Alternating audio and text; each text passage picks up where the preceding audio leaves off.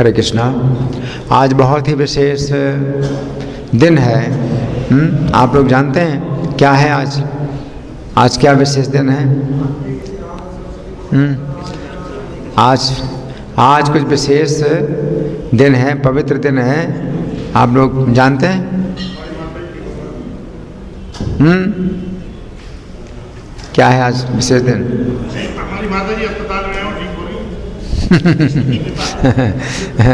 हमारे वैष्णव कैलेंडर में कुछ विशेष दिन है।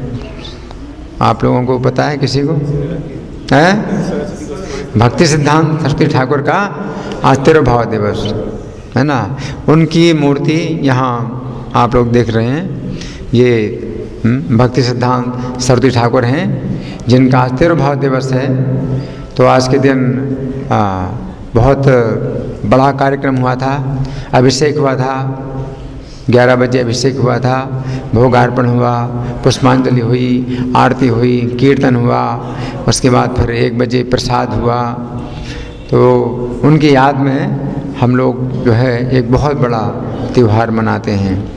और ये जो भक्ति सिद्धांत सरस्वती ठाकुर हैं, आप लोग जानते हमारे प्रभुपाद के कौन है? वो ये हमारे प्रभुपाद जी हैं, संस्थापक आचार्य, अंतर्राष्ट्रीय कृष्ण भावना संघ के जो संस्थापक आचार्य हैं। उनके कौन हैं? ये भक्ति सिद्धांत सरस्वती ठाकुर हैं। कौन है? गुरु हैं, गुरु महाराज। हमारे प्रभुपाद के गुरु महाराज हैं भक्ति सिद्धांत सरस्वती ठाकुर, है ना। तो इनका जो है जीवन चरित्र बहुत दिव्य है, बड़ा दिव्य है। आज सवेरे भी हम लोगों ने उनके जीवन चरित्र पर चर्चा की थी। तो अभी भी शाम को हम लोग चर्चा करेंगे, क्योंकि आज का जो दिन है इसमें बहुत बड़ा लाभ है। अगर हम इनकी चर्चा करते हैं तो इनकी कृपा का द्वार खुला हुआ है। हम सीधे इनकी कृपा प्राप्त कर सकते हैं। ऐसे आचार्यों के जब आविर्भाव तिरुभाव के दिन होते हैं, उन दिनों इन आचार्यों की जो कृपा है वो बिल्कुल खुली रहती है, द्वार खुला रहता है। तो हम लोग कृपा प्राप्त कर सकते हैं। तो हम लोग चर्चा करेंगे इनके जीवन चरित्र पर। तो पहली बात तो ये है कि इनका जो जन्म है वो बहुत दिव्य है। इनके पिता थे भक्ति विनोद ठाकुर। भक्ति विनोद ठाकुर श्री चैतन्य महाप्रभु शिष्य परंपरा के एक बहुत बड़े आचार्य हुए हैं। उनके समय में चैतन्य महाप्रभु के संदेश को बहुत तोड़ा और मरोड़ा गया, और भगवान चैतन्य के संदेश को बहुत दूषित किया गया। और बहुत से लोग श्री चैतन्य के अनुयायी अपने को बताते थे, लेकिन चैतन्य महाप्रभु संदेश को बिल्कुल दूषित करते थे, विकृत करते थे। और उनका जो जीवन चरित्र है वो भी बड़ा दूषित था। अपने को वैष्णव कहते थे, अपने को श्री चैतन्य का अनुयायी कहते थे, लेकिन जीवन चरित्र इतना दूषित कि वे श्री चैतन्य महाप्रभु को कलंकित करते थे। लेकिन भक्ति विनोद ठाकुर ऐसे महान आचार्य हुए जिन्होंने इन सब अनुयायियों जो अपने को चैतन्य के का संप्रदाय में बताते थे, उनका पर्दाफाश किया और अप संप्रदाय का नाम दिया कि ये सब अप संप्रदाय हैं, चैतन्य के संप्रदाय में नहीं है। लेकिन भक्ति विनोद ठाकुर को चिंता थी कि उनके आगे भी, उनके बाद भी कोई व्यक्ति हो जो कि श्री चैतन्य के संदेश को आगे बढ़ाए और सुरक्षित रूप से आगे बढ़ाए। श्री चैतन्य का संदेश दूषित ना हो और इसको फैलाया जाए। तो ये चिंता थी उनकी। इसलिए जगन्नाथ मंदिर में जाकर के प्रार्थना करते थे। बिमला देवी से प्रार्थना करते थे। जगन्नाथ जी की एक शक्ति हैं बिमला देवी, उनसे प्रार्थना करते थे कि आप कृपा करके एक ऐसी आत्मा हमारे घर में भेजिए जो कि श्री चैतन्य के संदेश को सुरक्षित रखे और उसको फैलाए, श्री चैतन्य के संदेश को शुद्ध रूप में फैलाए। तो विमला देवी की कृपा से भक्ति विनोद ठाकुर के घर में इनका जन्म हुआ। तो भक्ति विनोद ठाकुर के घर में जब इनका जन्म हुआ तो एक जो है घटना ऐसी थी जिससे संकेत मिला कि ये बालक सामान्य बालक नहीं है। वो क्या संकेत था? ये बालक जब पैदा हुआ तो इसके शरीर में नाल लिपटी थी, कैसे? जनेऊ की तरह। आप समझ रहे हैं? कोई बच्चा पैदा होता है ना, तो नाल जो होती है उसके पेट की नाल जो है माता के पेट से जुड़ी रहती है ना, तो वो कभी भी ऐसे नहीं लिपटी होती जैसे कि ब्राह्मण का जनेऊ हो। ब्राह्मण का जनेऊ होता है ना, तो इधर ऐसे जाता है, ऐसे ऐसे आता है ना। तो ये जो बालक था इसकी नाल नाभि से इधर गई थी ऐसे, और उधर से ऐसे आई, ऐसी नाल लिपटी। सोचिए, कभी ऐसे बालक को देखा या सुना जो इस प्रकार से जन्म ले? नहीं, ऐसा कोई बालक नहीं होता है ना।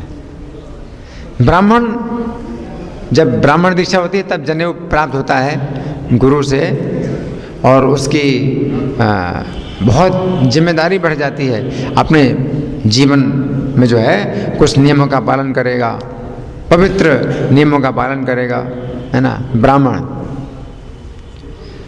तो इससे संकेत मिला कि जन्म से ही ये क्या है? ये क्या है?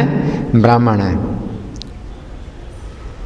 वैसे कोई जन्म से ब्राह्मण नहीं होता।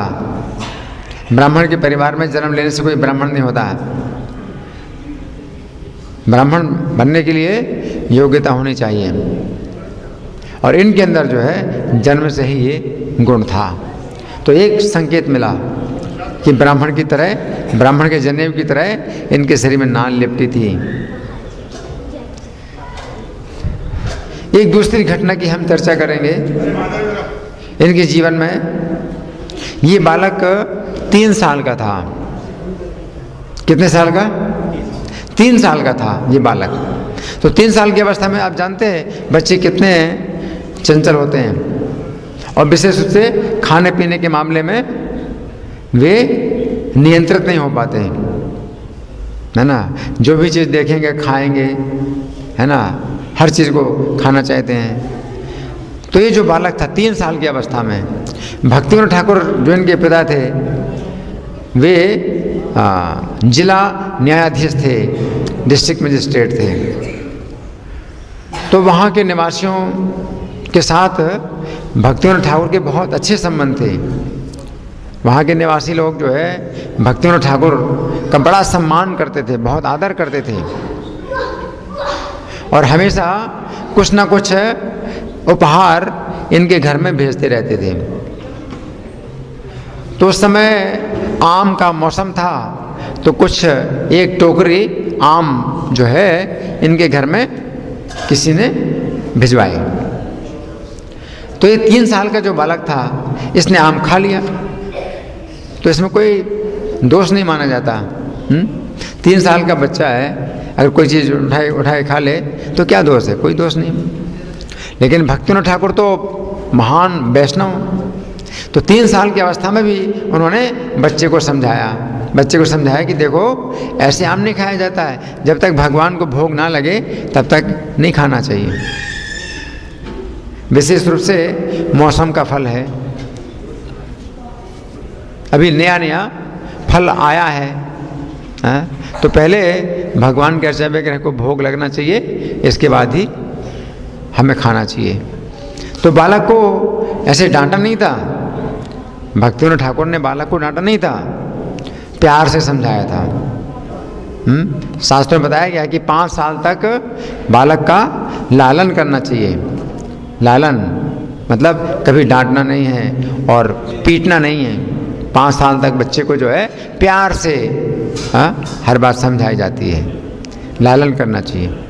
तो 3 साल का बालक था, तो पिता ने जो है बड़े प्यार से समझाया कि देखो आम जो है अभी नया नया मौसम का जो है आम आया है, तो भगवान को पहले भोग लगना चाहिए तब तुम्हें खाना चाहिए, ये कहा।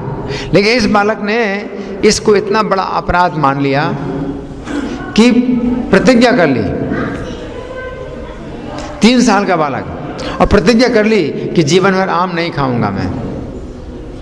इसका प्रायश्चित सोचिए, 3 साल का बालक, और वो प्रतिज्ञा कर ली कि जीवन भर आम नहीं खाऊंगा, और सचमुच जीवन भर आम नहीं खाया, पूरे जीवन आम नहीं खाया।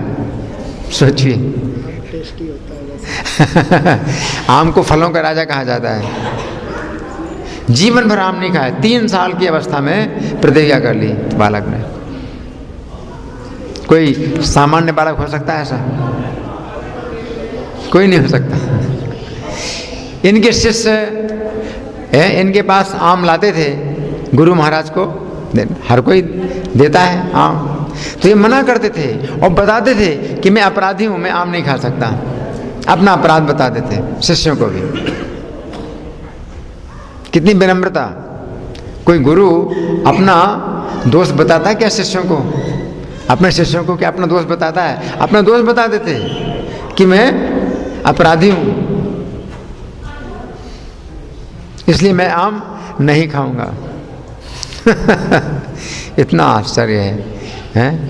कैसा व्यक्तित्व है इनका, है ना।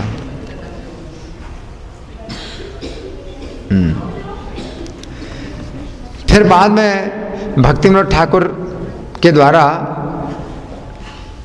जब इन्हें पता चला कि इनका जन्म किस उद्देश्य से हुआ है, इनके जन्म का जो उद्देश्य है वो यही है कि ये हरे कृष्ण आंदोलन को फैलाए, पूरी दुनिया में हरे कृष्ण आंदोलन को फैलाना। हरे कृष्ण आंदोलन फैले, पूरी दुनिया में फैले, इसके लिए इन्होंने एक बड़ा कठोर नियम बनाया। क्या नियम था? बहुत कठोर नियम बनाया। इन्होंने 100 करोड़ नाम रोज लेने का नियम बनाया। नहीं, 100 करोड़ नहीं, 100 करोड़ मतलब कुल मिलाकर के 100 करोड़ नाम की संख्या पूरी करने के लिए, 100 करोड़ नाम की संख्या पूरी करने के लिए इन्होंने नियम बनाया कि रोज 3 लाख नाम करेंगे। हम लोग जब 16 माला जप करते हैं तो इसमें 25,000 नाम की संख्या होती है, 25,000 से ज़्यादा होती है, लेकिन हम सुरक्षा के लिए 25,000 मानते हैं। अगर इस तरह से देखें तो 3 लाख नाम लेने के लिए कितने माला करनी पड़ेंगी? 192 माला, 192 माला करनी पड़ेगी, है ना। 16 माला करने में ही 2 घंटा लग जाता है ना। तो 3 लाख नाम में तो बहुत समय लग जाएगा।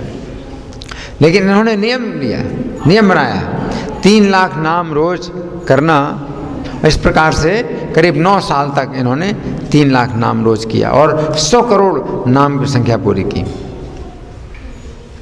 सोचिए, एक कुटिया में ये जो है रहते थे और अपने लिए कुछ भोजन पकाते थे, बड़ा सरल सादा कुछ भोजन पकाते थे, और जो है दिन भर में 3 लाख नाम की संख्या पूरी करते थे। उस कुटिया में बरसात के दिनों में पानी टपकता था, तो उसके लिए एक हाथ से छाता पकड़ करके और एक हाथ से नाम जप करते थे। इस तरह से इन्होंने जो है 100 करोड़ नाम की संख्या पूरी की। तो आज महाराज बता रहे थे कि इस नियम के कारण उन्हें भगवान चैतन्य का दर्शन हुआ। भगवान चैतन्य ने दर्शन दिया उनको और आज्ञा दी कि अब तुम प्रचार कार्य में लगो, और सफलता का भी आशीर्वाद दिया। तो इस तरह से इन्होंने ये ऐसा नियम बनाया था।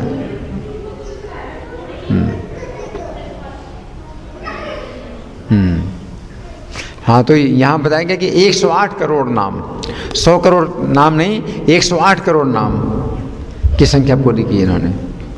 अब वो 9 साल 10 साल जितना भी होता हो, एक दिन में 3 लाख नाम लेंगे तो 108 करोड़ नाम लेने में कितना समय लगेगा वो आप हिसाब लगा सकते हो। 3 लाख नाम रोज़ लेना, 7 साल ज़्यादा होगा, चलो जितना भी हो, 9 साल होगा, 9 साल 10 साल ऐसे कुछ होगा। 108 करोड़ नाम की संख्या पूरी की इन्होंने।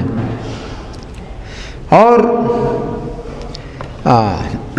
जिस समय ये कलकत्ता में ठहरे हुए थे तो प्रभुपाद से इनका कैसे मिलन हुआ, बड़ी अद्भुत ऐतिहासिक घटना है। तो प्रभुपाद उस समय अभयचरण के नाम से एक विद्यार्थी थे, अभयचरण नाम से विद्यार्थी थे। तो विद्यार्थी जीवन में इनका प्रभाव अपने मित्रों के ऊपर बहुत रहता था। तो अपने मित्रों के बीच में किसी बात का कोई निर्णय कर दें तो सभी मित्र उनके निर्णय को मानते थे कि हाँ ये सही है। इनका बड़ा प्रभाव था अपने मित्रों में।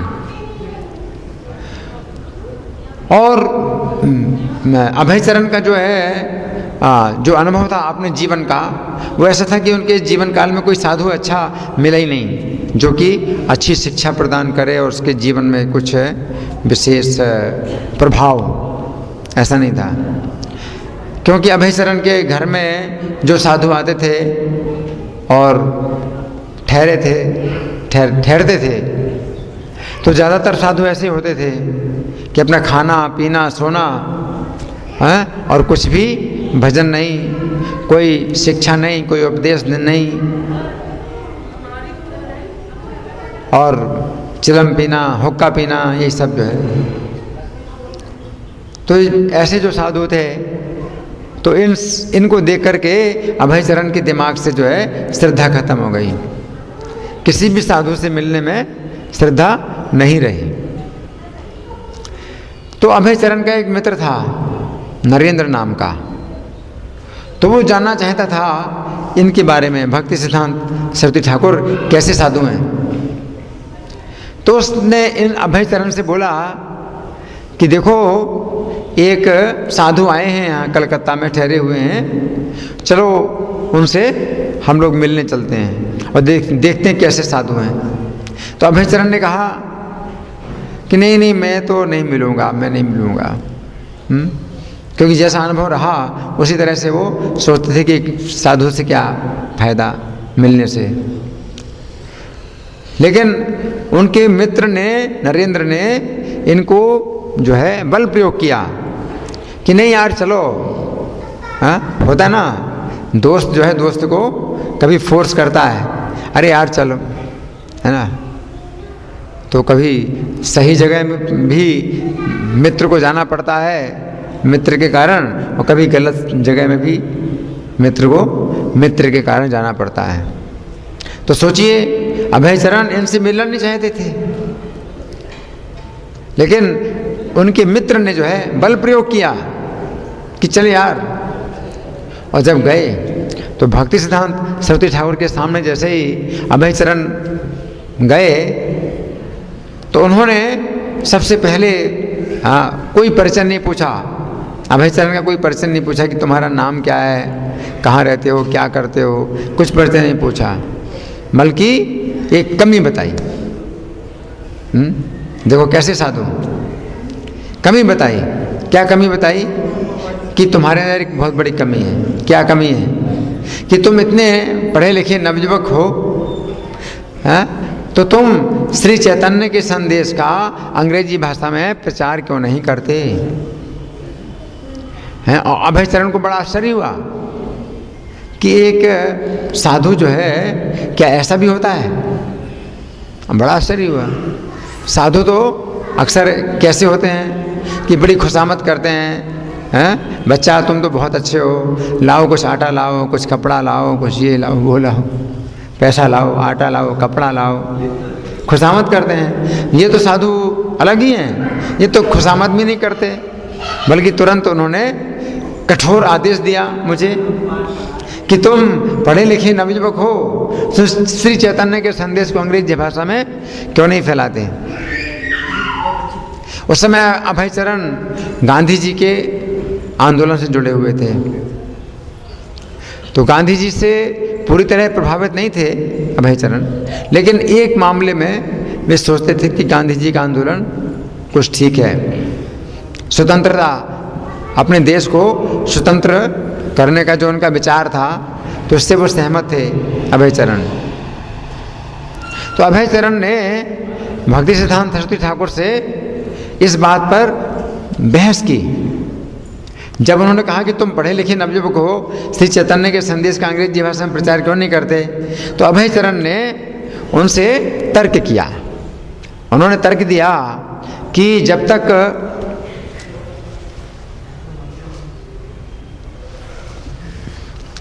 तक हमारा देश आज़ाद नहीं होता, जब तक हमारा देश गुलाम है, तब तक आपके श्री चैतन्य के संदेश को कौन सुनेगा। अभयचरण ने कहा, क्या कहा कि जब तक हमारा देश गुलाम है, तब तक आपके श्री चैतन्य का संदेश कौन सुनेगा। लेकिन भक्ति सिद्धांत सरस्वती ठाकुर ने तर्क दिया।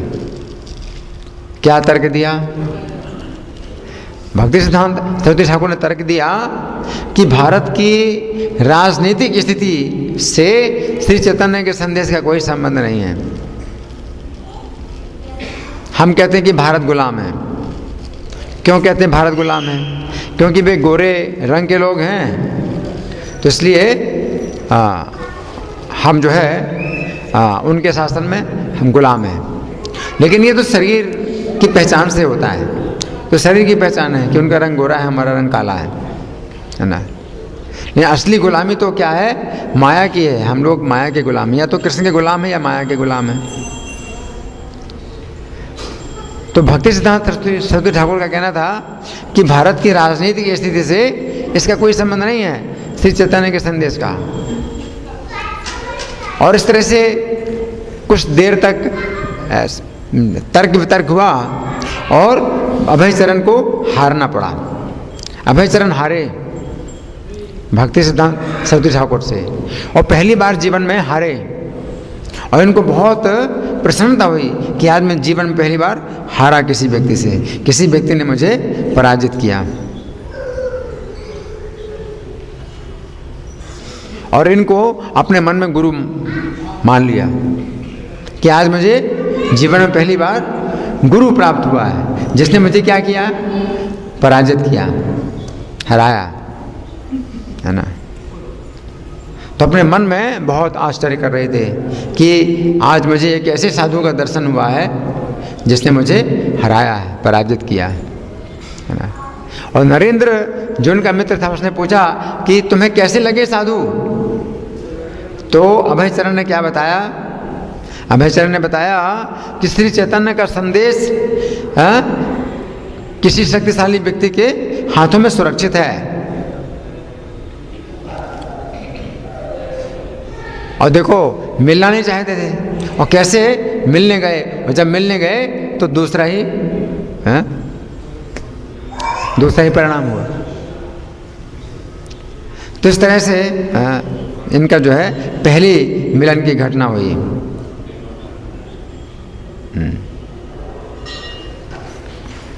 अब एक घटना और, इनका जातिवाद से बहुत विरोध था। भक्ति सिद्धांत सरस्वती ठाकुर जातिवाद के बहुत विरोधी थे। जातिवाद समझते क्या है? जातिवाद का मतलब है कि जो ब्राह्मण परिवार में पैदा हुआ है वो ब्राह्मण माना जाएगा, और जो शूद्र परिवार में पैदा है वो शूद्र माना जाएगा। तो आज के समाज में ये तो रूढ़ियाँ चली रही, लेकिन इन रूढ़ियों के विरुद्ध है भक्ति सिद्धांत सरस्वती ठाकुर। शूद्रों को भी ब्राह्मण बनाते थे। किस आधार पर? दीक्षा के आधार पर और शिक्षा के आधार पर। और शास्त्रों में ऐसे उल्लेख भी हैं। यथा कांचन ताम याति काश्यम रस विधानतः, और द्विजत्वम जायते नृणाम। यथा कांचन ताम याति काश्यम रस विधानतः तथा दीक्षा विधानेन द्विजत्वम जायते नृणाम, कि जिस प्रकार से कांसा धातु को जो है यथा कांचन नाम सोना बनाया जाता है, रस कुछ विशेष रस के विधान के द्वारा कांसा धातु को सोना बना दिया जाता है, उसी प्रकार से दीक्षा की विधि के द्वारा लोगों को ब्राह्मण बनाया जा सकता है। तो भक्ति सिद्धांत सरस्वती ठाकुर शूद्रों को भी ब्राह्मण बनाते थे। तो जो जाति वाद के ब्राह्मण थे, स्मार्त ब्राह्मण थे, जिनका कहना था कि नहीं ब्राह्मण जो है ब्राह्मण परिवार में पैदा होने से कोई ब्राह्मण बनता है, ऐसे ब्राह्मण नहीं बनता, तो उनको तो बहुत बुरा लगा। भक्ति सिद्धांत सरस्वती ठाकुर उनको ब्राह्मण नहीं मानते। ब्राह्मण परिवार में जन्म लेने के बावजूद भी अगर आपके अंदर ब्राह्मण के वो गुण नहीं हैं तो कैसे आप ब्राह्मण माने जाएंगे? जैसे डॉक्टर के परिवार में जन्म लेने से क्या कोई डॉक्टर बन जाता है? डॉक्टर बनने के लिए अलग से ही ट्रेनिंग लेनी पड़ती है। वकील के परिवार में जन्म लेने से क्या कोई वकील बन जाता है? उसी प्रकार से ब्राह्मण परिवार में जन्म लेने से कोई ब्राह्मण नहीं बनता। तो जब इनका जो है मतलब ये सब आंदोलन इस प्रकार का चल रहा था, तो ये ब्राह्मण दीक्षा देते थे किसी व्यक्ति को और उसको ब्राह्मण घोषित करते थे। तो पता क्या हुआ? षड्यंत्र, स्मार्त ब्राह्मणों ने एक षड्यंत्र किया। क्या षड्यंत्र किया? इनको मार डालने का षड्यंत्र किया, समझो, इनकी हत्या करने का षड्यंत्र किया। तो भक्ति सिद्धांत सरस्वती ठाकुर जिस समय ब्रजमंडल में आए थे या जहाँ भी हो, निश्चित नहीं कह सकते कौन से स्थान पर थे, तो स्मार्त ब्राह्मणों ने पुलिस वालों से संपर्क किया और 25,000 रुपए की रिश्वत सामने रखी। कितना? 25,000। आजकल का 25,000 तो कुछ भी नहीं है। ये तो 100 साल पहले की बात है। 100 साल पहले 25,000 कितना था? 100 साल पहले 25,000 25 लाख से भी ज़्यादा था। 25 लाख से भी ज़्यादा था। तो 25,000 रुपया सामने रखा पुलिस वालों को और बोले कि देखो ये जो साधु है इसके साथ हम कुछ करेंगे, आप लोग कोई कार्यवाही नहीं करना। लेकिन पुलिस वालों ने, जो पुलिस अधिकारी था उसने कहा कि देखो भाई हम तो ये काम करते हैं लेकिन एक साधु के लिए ऐसा काम नहीं करेंगे। पुलिस अधिकारी ने वो रुपए मना कर दिए कि हम ये रुपए नहीं लेंगे और ये काम हम साधु के लिए नहीं करेंगे। भगवान ने जो है उसको ऐसी बुद्धि थी कि उसने कहा नहीं, साधु के लिए हम ऐसा काम नहीं करेंगे। और पुलिस अधिकारी ने इनको कहा, किनको? भक्ति सिद्धांत सरस्वती ठाकुर को कहा कि महाराज आप जो है बहुत सावधान रहिए, क्योंकि वे लोग हमारे पास आए थे और उन्होंने कहा था कि इनको हम प्रसाद के नाम पर जहर खिलाएंगे, तो आप प्रसाद के नाम पर कुछ भी मत खाइए। जब तक आपका विश्वसनीय व्यक्ति ना दे तब तक आप प्रसाद के नाम पर भी कुछ नहीं खाइए। पुलिस अधिकारी ने इनको सचेत किया और इन्होंने उनकी बात मानी, पुलिस अधिकारी की बात मानी। ये नहीं कि प्रसाद के नाम पर कुछ भी खा लें। जैसे कहते हैं मीराबाई ने जो है प्रसाद के नाम पर जहर खा लिया था।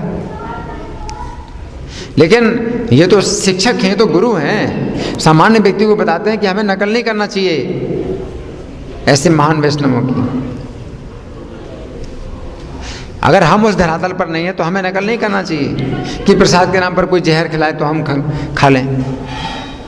प्रसाद के नाम पर कोई चीज़ अगर हमें नुकसान भी कर रही हो तो हम उसको भी हम नहीं खाते।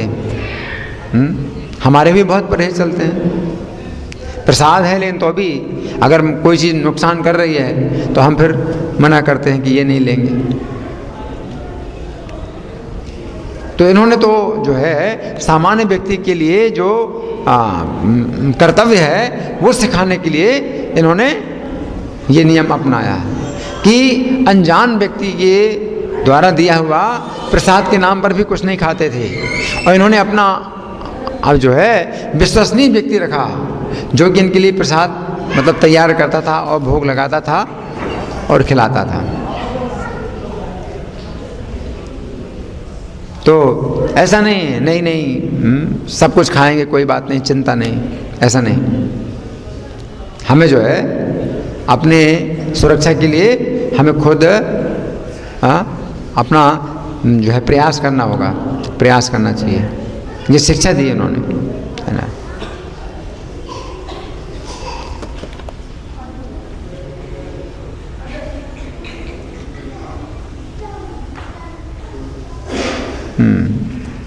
और अभय चरण को जब इन्होंने दीक्षा दी थी तो अभय चरण पढ़ाई लिखाई करने के बाद व्यापार करने लगे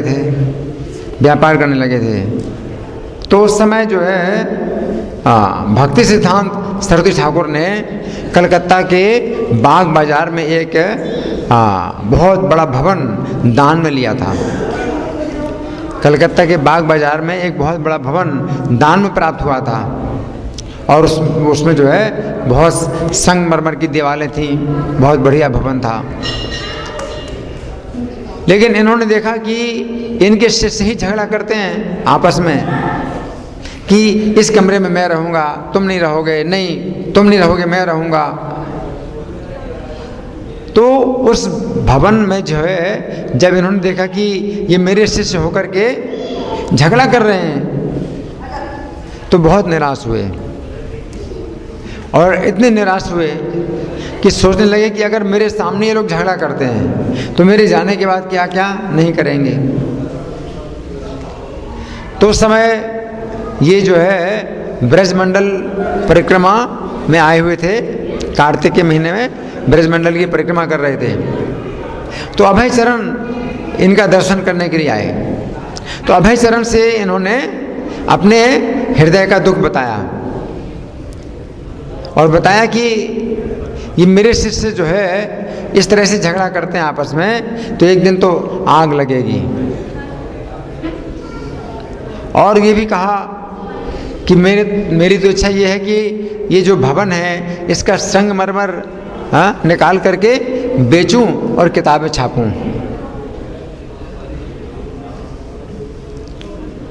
फिर अभय चरण से कहा कि यदि तुम्हें कभी धन प्राप्त हो तो तुम पुस्तकें छापो। ये उन्होंने आज्ञा दी। तो अभय चरण ने इस आज्ञा को अपने जीवन का बहुत बड़ा जो है बहुत महत्व दिया, अपने जीवन में बहुत महत्व दिया कि मेरे गुरु महाराज ने मुझे आज्ञा दी है यदि तुम्हें कभी भी धन मिले तो तुम पुस्तकें छापो। तो प्रभुपाद ने अपने जीवन में इसको सबसे ज़्यादा महत्व दिया, इस कार्य को सबसे ज़्यादा महत्व दिया। जैसे गुरु का आदेश तो अपना जीवन है, अपनी आत्मा है, अपना प्राण है,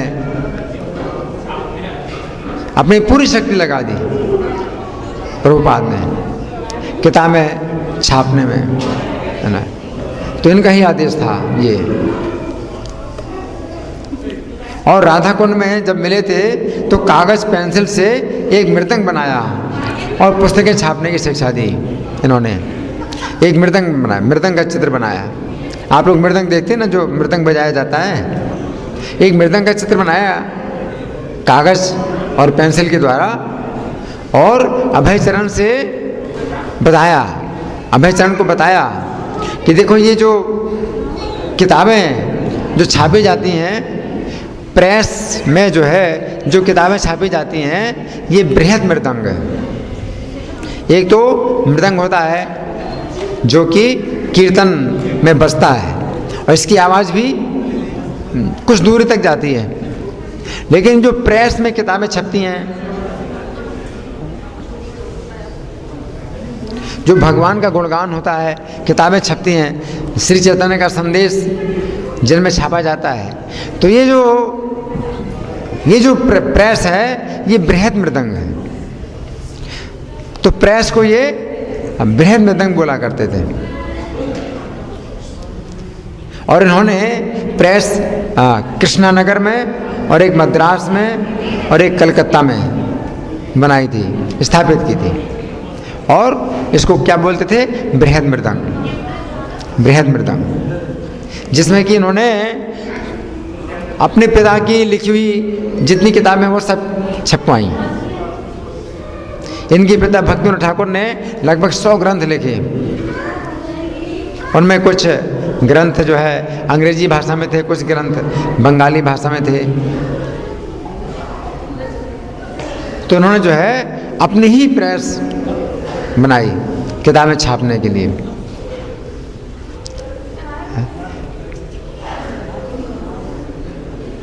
क्योंकि पहले प्राचीन काल में छपाई नहीं होती थी, तो किताबें लिखी जाती थी, हाथ से लिखी जाती थी। और हाथ से अगर लिखी जाएं तो कितनी किताब लिख सकते हैं? आप सोचिए, एक किताब लिखने के लिए कई साल लग जाएंगे। और बड़ा बड़ा अक्षर उस समय लिखा जाता था, पेन भी नहीं होते थे, बॉल पेन नहीं होते थे, स्याही में जो है कलम डुबो करके लिखा जाता था। कितनी देर लगेगी, कितना परिश्रम होगा एक किताब लिखने में। लेकिन जब किताबों की छपाई होने लगी तो उसी समय इनके दिमाग में ये बात आई कि अगर छपाई हो रही है तो छपाई के द्वारा किताबों का जो है संदेश बहुत अधिक मात्रा में लोगों के पास पहुंचाया जा सकता है। तो इन्होंने प्रेस को बृहद मृदंग का नाम दिया, है ना। और अभय चरण को जो है एक मृदंग का चित्र खींच करके आदेश दिया कि जब भी तुम्हें धन मिले तुम पुस्तकें छापो। और प्रभुपाद ने इनकी शिक्षा को इतना महत्व दिया कि पूरी दुनिया में प्रभुपाद ने मंदिर बनवाए और बड़े बड़े मंदिर बनवाए। लेकिन अपने शिष्यों को हमेशा ये बताते थे कि ये जो मंदिर निर्माण का कार्य है यद्यपि बहुत महत्वपूर्ण है, लेकिन इससे भी ज़्यादा महत्वपूर्ण है पुस्तकों का वितरण करना।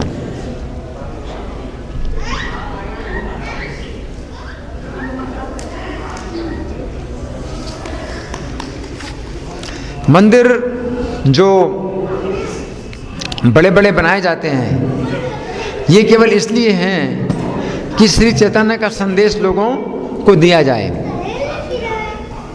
अगर बड़ा मंदिर बनाया और उस मंदिर में जो लोग आते हैं दर्शनार्थी उनको अगर पुस्तकें ना दी जाएं, भगवान का संदेश ना दिया जाए तो मंदिर बनाने का विशेष लाभ नहीं है।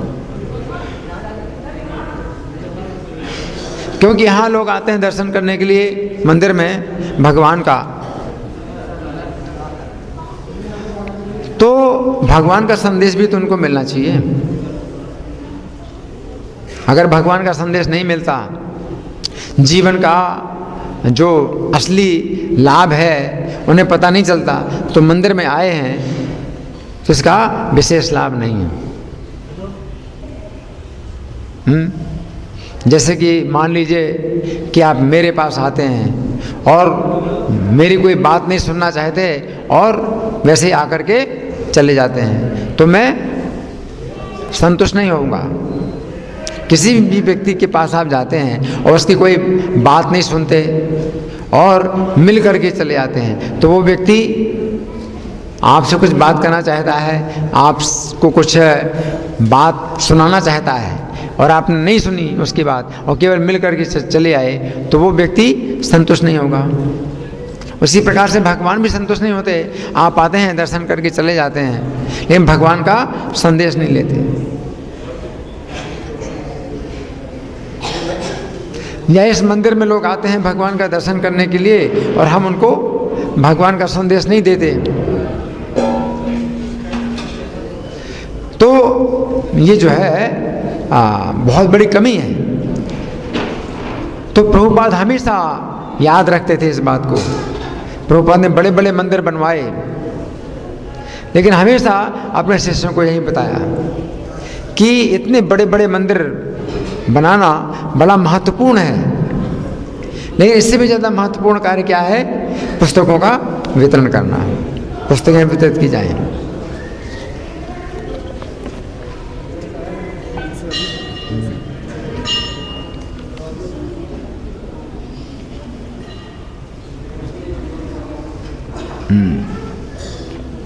सबसे पहले आचार्य युक्त वैराग्य का सिद्धांत जिन्होंने अपनाया।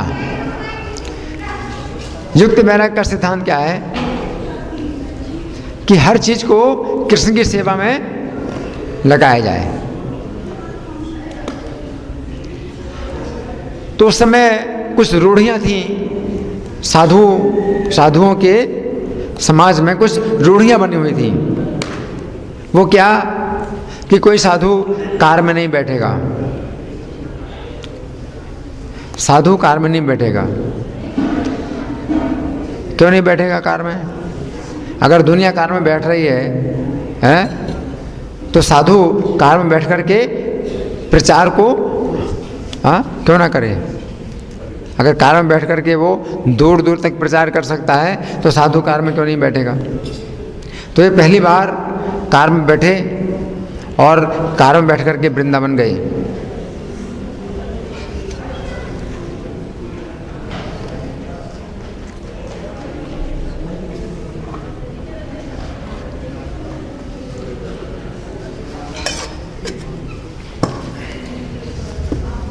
तो उस समय वृंदावन में जब कार में बैठ करके गए तो ये बहुत बड़ी हलचल मच गई। और वे जो रूढ़ीपंथी साधु थे वो बोले कि तुम्हारी कैसे हिम्मत हुई कार में बैठने की? तुम साधु हो, कार में कैसे बैठे? तो उन्होंने उत्तर दिया कि मैं तुम लोगों को युक्त वैराग्य सिखाने आया हूँ।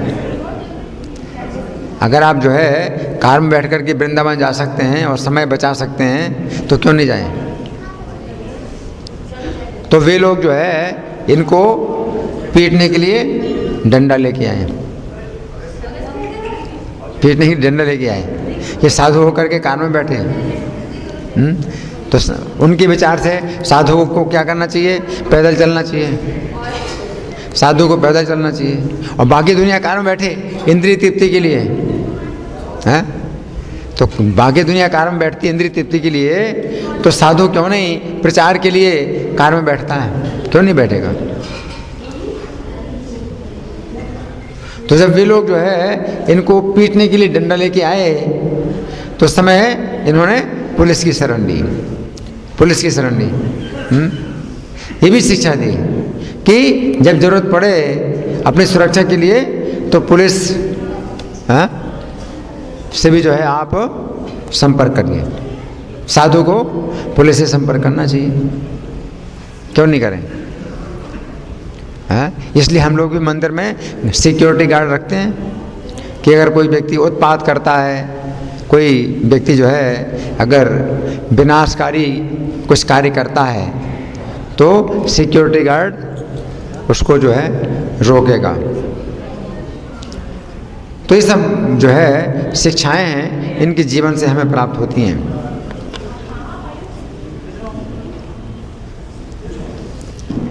उस समय रूढ़ियाँ और भी थीं कि जो साधु हैं या सन्यासी हैं तो ये लोग जो है सिले कपड़े नहीं पहनेंगे। तो साधु हैं, सन्यासी सिले कपड़े नहीं पहनेंगे और बाकी दुनिया सिले कपड़े पहनेगी। तो साधु सन्यासी क्यों नहीं सिले कपड़े पहनेंगे? ओवरकोट साधु नहीं पहनेगा। लेकिन इन्होंने जो है आदेश दिया, क्योंकि पहले के समय में जब ये ऐसा नियम था उस समय सिलाई की सुविधा नहीं होती थी। अगर सिलाई की सुविधा नहीं होती है तो साधु जो है सिलाई करने के लिए अपने कपड़े में सिलाई करने के लिए अपना पूरा समय खराब करेगा। इसलिए उस समय नियम था कि साधु सिले कपड़े नहीं पहनेगा। लेकिन अब सिले सिलाई कपड़े मिलते हैं और सिलाई के लिए दर्जी होते हैं, मशीनें भी हैं सिलाई की हैं, और बिना अपने किसी प्रयास के अगर सिला हुआ कपड़ा मिल रहा है तो साधु क्यों ना पहने? तो समय, स्थान और परिस्थिति के अनुसार ये सब जो नियम है ये बदलते रहते हैं। लेकिन जो रूढ़िपंथी लोग होते हैं तो वे जो है वो पहले के ढर्रे में ही चलना चाहते हैं। लेकिन इन्होंने वो सब रूढ़ियों को बदला और ओवरकोट और सिले हुए कपड़े साधुओं को पहनने के लिए भी आज्ञा दी।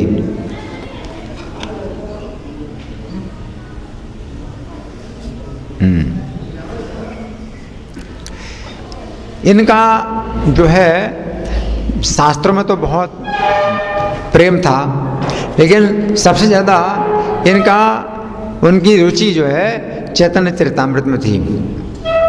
चैतन्य चरितामृत जो कृष्णदास कबीराज ने लिखा है उसमें इनकी विशेष रुचि थी।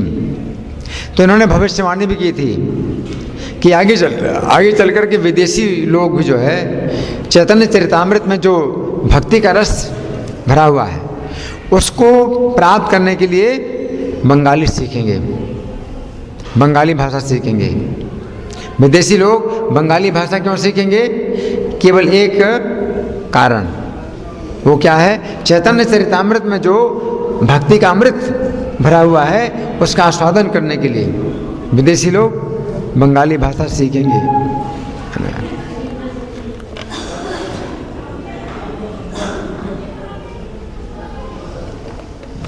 और ये नैष्ठिक ब्रह्मचारी थे।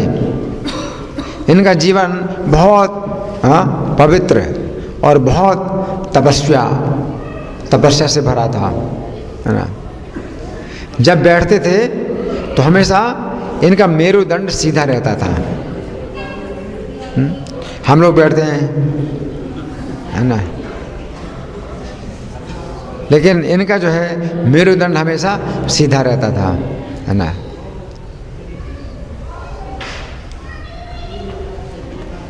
इससे जो है दिमाग हमेशा सक्रिय रहता है।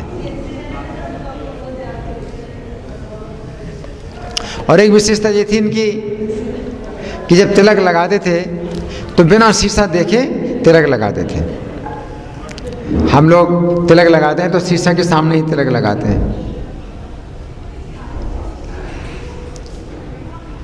और शीशा के सामने तिलक को जो है फिर सीधा भी करते हैं। तिलक लगाने में कुछ टेढ़ा मेढ़ा होता है और कहीं से ज़्यादा हो जाता है तो उसको हम बराबर करते हैं, पोंछते हैं कपड़े से। लेकिन इनका इतना अभ्यास था तिलक लगाने का कि बिना शीशा देखे तिलक लगाते थे, और तिलक कैसा लगता था इनका?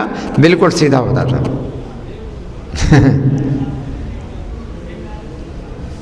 ऐसा अभ्यास और किसी ने नहीं किया इनके अलावा। हर कोई शीशे के सामने खड़े होकर तिलक लगाते हैं। ये बिना शीशे के तिलक लगाएं, हाँ, और बिल्कुल सीधा तिलक लगता है। ये हमारा जो तिलक है, चिन्ह है, इसे ऊर्ध्वपुंड्र तिलक कहते हैं। ऊर्ध्वपुंड्र तो बिल्कुल सीधा। जिस व्यक्ति का तिलक बिल्कुल सीधा होता है, ऊपर की तरफ जाता है, तो उसका वैकुंठ में जाना निश्चित है। ऐसा भी बताया गया है कि जो व्यक्ति तिलक लगाए तो बिल्कुल सीधा जाता है तिलक, तो उसको वैकुंठ की प्राप्ति निश्चित है ना। और ये तो वैकुंठ के ही पुरुष हैं, ये तो वैकुंठ से ही आए हैं, इस भौतिक संसार के नहीं हैं। इसलिए इनका तिलक हमेशा सीधा जाता था ऊपर की तरफ।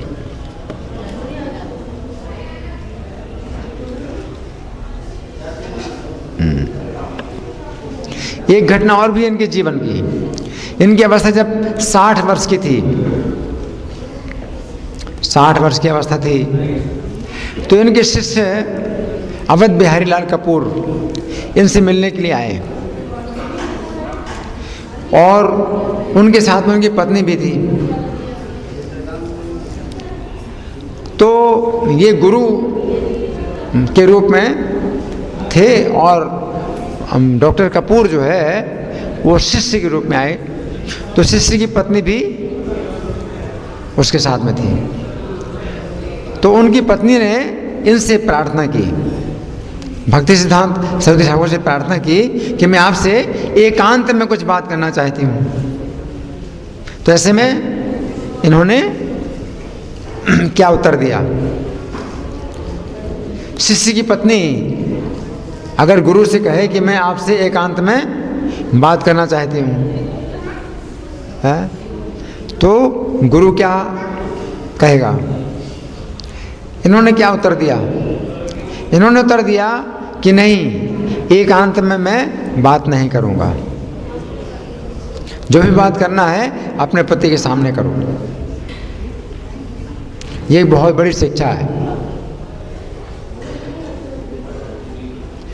कि साधु को जो है एकांत में किसी स्त्री से बात नहीं करना चाहिए। तो ये बहुत बड़ी शिक्षा है।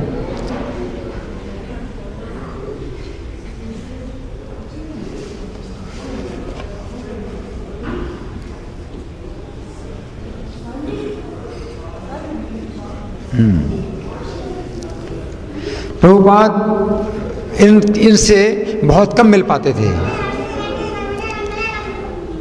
क्योंकि प्रभुपाद बम्बई में रहते थे और व्यापार में व्यस्त रहते थे, तो अपने गुरु महाराज से बहुत कम मिल पाते थे। लेकिन एक बार उन्होंने सोचा कि गुरु महाराज के साथ में जो बहुत से शिष्य हैं, उनके साथ दिन रात रहते हैं, वे कितने भाग्यशाली हैं। मैं तो इतना भाग्यशाली नहीं हूँ, मैं तो गुरु महाराज के से बहुत दूर रहता हूँ, मैं तो इतना भाग्यशाली नहीं हूँ। तो पत्र लिखा, भक्ति सिद्धांत सरस्वती ठाकुर को प्रभुपाद ने पत्र लिखा कि मेरे लिए भी कोई सेवा है क्या? आप मुझे बताइए, मेरे लिए कोई सेवा है क्या? आपके जो शिष्य हैं और सन्यासी हैं, वे तो दिन रात आपके साथ रहते हैं, तो आपका संग प्राप्त करते हैं, लेकिन मैं तो इतना सौभाग्यशाली नहीं हूँ कि मैं आपका संग प्राप्त करूँ, लेकिन मेरे लिए भी कुछ सेवा है क्या? ये पत्र में उन्होंने पूछा था। तो पत्र के उत्तर में इन्होंने लिखा था कि अंग्रेजी भाषा में तुम प्रचार करो, ये उत्तर मिला। तो प्रभुपाद के जीवन में ये अंतिम शिक्षा थी। सबसे पहले भी यही शिक्षा थी। जब सबसे पहले मिले थे तो यही कहा था कि तुम पढ़े लिखे नवयुवक जो है श्री चैतन्य के संदेश को अंग्रेजी भाषा में क्यों नहीं फैलाते। और जब प्रभुपाद ने बम्बई से इनको पत्र लिखा तो उस समय ये शरीर छोड़ने वाले थे। तो प्रभुपाद को उन्होंने ये उत्तर दिया कि तुम अंग्रेजी भाषा में प्रचार करो, अंग्रेजी भाषा में तुम पुस्तकें छापो। और उनकी आज्ञा से फिर प्रभुपाद ने जो है अंग्रेजी भाषा में पुस्तकें छापना शुरू किया, पत्रिकाएं छापते थे, पत्रिकाओं को बेचते थे। तो इस तरह से श्रील प्रभुपाद ने जो है भक्ति सिद्धांत सरस्वती ठाकुर के मार्गदर्शन में अपना पूरा जीवन लगाया। और चूंकि उनके आदेश को ही इन्होंने अपना जीवन बनाया, इसलिए प्रभुपाद को बहुत सफलता मिली। प्रभुपाद की सफलता का जो रहस्य है वो यही है कि अपने गुरु के प्रति उनकी जो है बहुत निष्ठा थी, इसी सफल हुए है ना। तो आज उनके तिरुभाव का दिवस है।